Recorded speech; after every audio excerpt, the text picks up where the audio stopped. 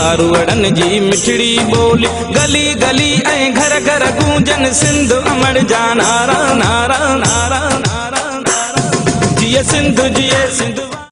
दुनिया भर जियां जेकबाबाद में भी सिंधी सकाफ़त जो ॾींहुं जोश ऐं जज़्बे सां मल्हायो पियो वञे।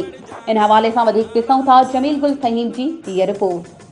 जी नाज़रीन, सॼे सिंध जियां जेकाबाद में भी टोपी अजरक के हवाले से जेके मुख़्तलिफ़ जेके रैलियूं जेके कढियूं वञनि थियूं ऐं जेकाबाद शहर जो आहे त रैलियुनि सां जेको आहे त रंगजी वियो आहे। हितां जे जेके शहरी आहिनि असां उन्हनि सां ॻाल्हि ॿोल कंदासीं त उन्हनि जो छा चवणु आहे जेका तूं असांखे वधीक छा ॿुधाइनि था। तो अॼु जाते काथे पूरी सिंध के अंदर जश्न आहे, पूरी दुनिया के अंदर जश्न आहे। सिंधी क़ौम के हवाले से अॼु असांजो क़ौमी ॾींहुं आहे, ईद जो ॾींहुं आहे। अॼु असां नवां कपिड़ा वरिता, नयूं टोपियूं वरितियूं, अजरका पाए करे पूरी दुनिया में इहो पैगाम ॾियणु चाहियूं था सिंधियुनि जो अॼु क़ौमी ॾींहुं आहे, ईद जो ॾींहुं आहे। असां वॾा ख़ुशनसीब आहियूं। सिंध जी तमामु पुराणी तारीख़ आहे। सिंधी तमामु पुराणी तारीख़ आहे। सिंध लाइ सिंध सां नाइंसाफ़ी थिए थी। सिंध में अफ़गानी पठान नामुनासिब आहिनि, हिते न रहनि, पंहिंजे अफ़गानो सां निकाले ॾिनी वञे। ख़ुशी थी आहे, ॿार वचड़ा भी ख़ुशि आहिनि।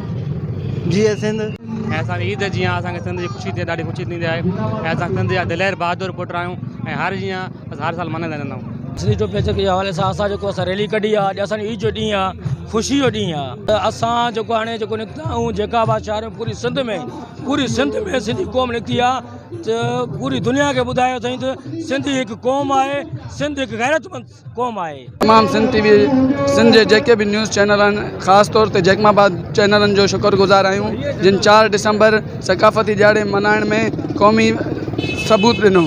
सिंध जी सिंधी क़ौम जी पाकिस्तान।